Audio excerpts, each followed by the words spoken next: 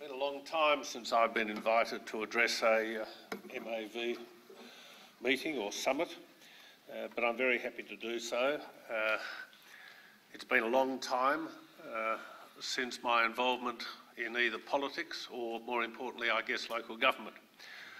But since the major changes that we put into place here and since I left politics, I have been continually approached by local governments around Australia and governments asking about the reforms that we put into place here in Victoria, which some of you will have been involved in, some of would not appreciate it at the time they were put into place, but I think now, given that you're still at the trough, you'll appreciate that what we did then has probably set Victoria up, and Victoria is reputedly the most advanced in terms of the way in which local government operates. And the real challenge now is to make sure that we maintain a leadership role. It is true that other communities have tried mergers. Queensland has done it, not nearly as successfully as we have. They've put together a half-baked system, with due respect, that has ultimately led to no real savings and no real benefits for the community at this stage, and I suspect now that times have changed quite considerably. It'll be very hard for those benefits to be actually directed towards community level. In Western Australia, they're now trying to look at a inner city area, amalgamations of councils, and that's proving difficult, and in areas like New South Wales where it's desperately needed, as often happens in politics, the opposition leader, when going into the election, so as not to upset CEOs and councillors, said there'd be no amalgamations of councils in his first term, so another opportunity has been wasted. Where they try and bring about change through cooperation, no change occurs because vested interest always runs. And I think we've got to realise, and when you think back to when we introduced amalgamations here in Victoria, almost, well, getting on for 15 years ago now, a lot's changed since then. And change is occurring at an increasing rate. And therefore, the challenges for all tiers of government is becoming greater. On the other hand, I've got to say I'm not sure that the clarity within each level of government is as clear as it used to be. And every tier of government continually tries to please its audience for re-election rather than undertaking the necessary changes and reforms that are necessary to deliver long-term outcomes. So I've enjoyed the last 10, 12 years out of politics. I've enjoyed my relationship with councils around the country and governments and explaining to them what we've done. And so I've maintained a watching brief, if I can put it that way, of local government, and particularly local government here in Victoria. And I have been interested that since the change of government many years ago, there has only been one boundary change in real terms in Victoria. So in other words, although there was opposition to the reduction from 211 down to 73 or whatever it was, that fundamental structure has stayed in place. Can I also say that there are some in the community who are today suggesting there should be more amalgamations. I understand that cry, but I reject it. I think when we introduced the reforms we did 15 years ago, it was to put into place a generational change that will suit this community well for the next 50 to 100 years, as the previous structure was in place for 150 years. So I'm not now a great advocate in Victoria of bringing about further amalgamations. I think it's a waste of time, I think it's a waste of effort, and it draws our attention away from the things that needs to be done if we're really looking towards the future and the strength of local government in this state. Can I also say, before someone slaps me down, a year ago I was approached by an organisation many of you will know called CT Management, which is a group that provides services to government right around Australia, and they asked me would I be interested in joining them, and I considered it for a short time and then said yes, and have taken on the role there as chairman, and I've also taken an equity interest, which means my involvement in local government today is a lot more than it was prior to taking that appointment, but I don't want any of you to say afterwards I'm conflicted in terms of the comments that I make to you this morning. When I look to the future of local government, I actually look at it along with other tiers of government. And while I am personally an optimist, I am very pessimistic in one sense about the future. I think Australia has been living beyond its means for the last 3-4 years. I think we've wasted the opportunity of having come through the GFC so strongly, and because of that wasted period of opportunity, we're actually potentially rising for a fall. I've just come back from overseas. I've been in Europe. I've seen the damage that's been done there to governments, to communities, to individuals, to families. It is horrendous. And when you think that China, who exports 40% of its exports to Europe, 20% to Japan, that's 60% of all its exports, and both those communities are in diabolical trouble, there are, I fear, going to be a continual rundown in China's demands for the things that we sell them, which is minerals, etc., etc. So I think we're in for a bit of a crunch. Now, I don't know if it's going to happen in 6 months, 12 months, 18 months. I hope I'm proved wrong. But what that does say to me is that if we are going to continue to try and economically do well and socially do well, we've got to look at a number of key factors. And what might that mean for local government? Well, I've written down a number, but I think there are 4 crucial issues that we need to address now, and many of you are doing it. Some are not doing it as well as others, all right? That's a function of some of the things that I'll talk about, but it needs to be done to secure your independence. This argument about one tier of government too many continues to be talked about, but there will be no change. So therefore, we are going to remain with 3 tiers of government. The top 2 tiers are in financial straitjackets. We can't look to them overly for support and rescue. We're going to have to look into our own houses and make sure that we manage our level as effectively as we can. The 4 things I'd like to mention to you just briefly, and then throw it open to questions, answers and abuse, whichever comes naturally to you when we have the panel session. Firstly, this issue of sustainability within councils.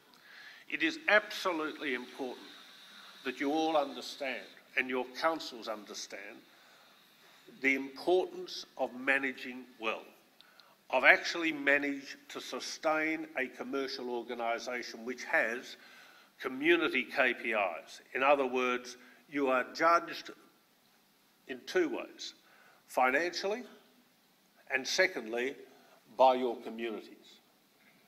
And that is often a very, very fine balance. But you should be managing for 20 years from now, not managing for this year or next year's elections. And this is where the role of officers becomes so important, because they have got to be prepared to be frank in their discussions with their councillors, honest with their mayors, in actually having aboard a set of financial tools and expertise that allows them to plan with certainty for the bumps along the way, and there are going to be many bumps. So the first issue, I would say, if we are going to lead by reputation around Australia, the issue of sustainability for each council and then collectively becomes terribly important. So if we've got 11 or 15 councils at the moment that are having difficulties, we need to focus attention on them in order to lift them, and we need to be working with the rest in order to maintain their viability long term. Secondly, and this is where I think it becomes terribly important, we've got to put a lot more emphasis on the quality of our staff. Now, there are a lot of reasons why people are being attracted to other parts of this country and other parts of the world, and the mining industry is sucking good people out of local governments as they are out of state governments and federal governments, and therefore there is a bit of a shortage of depth in terms of the quality of some of our CEOs and senior people, particularly engineers. We need to address this issue of staffing and quality of staff. As we must also address the issue of training, because it's one thing to put an emphasis on hiring good people, but we need to have a pipeline of people coming through. And we need to have a pipeline of people coming through and existing employees who are excited about local government. and I'll come back to that in a moment. But this is, I think, the second most important aspect of what should be thinking for the future of local government, because at the end of the day, we need to be able to be judged by those who sit in judgment of us, both our ratepayers and other tiers of government, that we are successful, we do well. Thirdly, I'd like to suggest to you that we've got to start thinking seriously about how we manage ratepayer expectation. In the same way that government should be managing expectations of the community, but they rarely do it. We have got to the stage now in Australia where we are living beyond our means. And that is evidenced in so many areas across the three tiers of government. And of course, it's very hard to actually resist a community wanting another healthcare centre or wanting a better road or whatever it may be. But it's part of our jobs as managers to make sure we live within our means. I always used to say in government that how I spent the community's money was a lot more important than how I spent my own. If I wanted to invest in something as Jeff Kennett and I bugger it up, so be it. I'm the only one, or my family's the only ones who suffer. But when you're dealing with the community's money, you've got to be a lot more prudent. You've got to plan. You've got to look for long-term outcomes and deliverables, sustainability. And so therefore managing ratepayer expectations is terribly important, and for officers within local government that is a really important aspect of your work in relation to your elected officers, being the councillors and the mayor. How do you put into place a program that clearly articulates the resources of councils, the opportunities of councils, and how you're going to be able to manage community demand as time goes on? And that if a person leaves my council of Burundara and moves up to a country council, then quite clearly the resources are not the same, and often the expectations remain exactly the same or higher. So managing ratepayer expectations is going to be terribly important as the years unfold, given what I expect will be a tightening economy for Australia. And fourthly, and it's something that we used to do many years ago, and I don't think we do as well today, what is important and helps to manage expectations is this concept of prioritising expenditure. Now, one of the great issues that's going to affect us all, and one of the speakers a few moments ago from the Committee of Melbourne, which I've never had much time for, but it's not personal, I just think they're another bloody body. Not sure we need them. We never met with them, but they're another body. Is this rundown of infrastructure and maintaining infrastructure. And people expect the best of everything. They expect an ambulance on every corner of every street.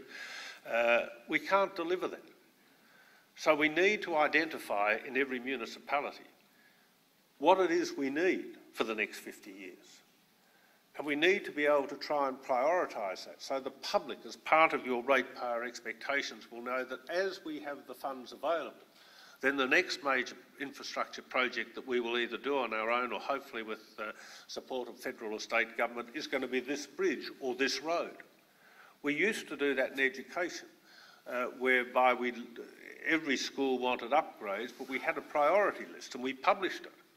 And it was a wonderful thing, because the whole community knew as money was available, this was the order. And then we started fiddling with it for political reasons and doing particular schools in particular electorates, try and get the local member re-elected. Well, what it did was throw out a very good scheme of managing expectations, which we've never recovered from. And so therefore, if I was in a position of influence today, I would be looking at this issue of sustainability, and by that I mean asset management. I clearly mean the issue of infrastructure. I would be looking very carefully at quality of staff and training, and I think that's an area where John and the MAV have a very major role to play. Thirdly, I'd be looking at the area of ratepayer expectation, and then I'd be looking at the area of prioritising expenditure. Now, the last point I just want to touch on briefly is what I call the collaborative strength of the industry. One of the things that I've observed is that local government is a big industry. I'm not sure that it today has the sense of community that it once did. Now, it's easy to say that, and when local government has been threatened, of course, everyone rises up and unites and fights against whoever the tyrant may be trying to bring in change. Understand that. But I'd like to see the same passion exist in an industry that in one sense is fairly passionless, in order to articulate what you require as an industry to deliver, both to higher tiers of government but also to ratepayers. And therefore I think we need to continually develop a more collegiate relationship with each other within local government, and then be seen collectively as a body that's able to influence public opinion. And that probably means, if you were to accept my theory, that the concept of amalgamations is now 15 years old and it's old stuff. Then we move on to looking at new things, not only within our own council, but how we might share services with another council, how we might be more efficient. That the sort of pride of waving the flag for Burundara as the best council or the worst is immaterial. It's how the councils work together, how they can reduce their costs, how they can actually manage their assets, particularly maintain their assets, which government levels at all levels fail to do well. That is, we build things, we do things, we leave them there, and when they start breaking up, we then address them rather than maintaining. But how we can actually bring about an attitude that adds excitement back into the industry. And we have some very good people, I don't doubt that for a moment, but we also have a dearth, I think, collectively speaking, of the 70-odd councils that we have, that are all being led by well-experienced, well-trained, enthusiastic, creative. There's always going to be a mix of people, and unfortunately that happens with councillors as well. I've been speaking with the Minister on a number of occasions, and I think she is very committed to a task. I'd like to see there to be greater training of councillors, because to be quite honest, they get in there in most cases, on the whim of a local issue. The moment if they are elected, they forget that they're part of a collegiate group of people, and they've got to start managing and working together in order to deliver for the whole. If in fact we are able to address some of the things I've talked about, particularly prioritising infrastructure requirements, etc., that would help. But I would like to see a higher standard attained or applied to those who seek local election to local councils. So I don't, as you would well appreciate, suggest I know as much as you guys in any way whatsoever, but certainly looking from the outside, if I was able to, as the previous speaker said, carrot and stick, and I don't know if there'd be much carrot, it'd be more stick, I'd be focusing on those 4 or 5 points. Life is short, time is short, and I think we're heading towards a very difficult period. If I'm right, then we need to do this work urgently. If I'm wrong, you still should be doing it. Makes no difference. John, I think I'll leave it at that, throw it open to questions and answers and see if there's any passion in this room or whether local government is passionless. Thank you very much.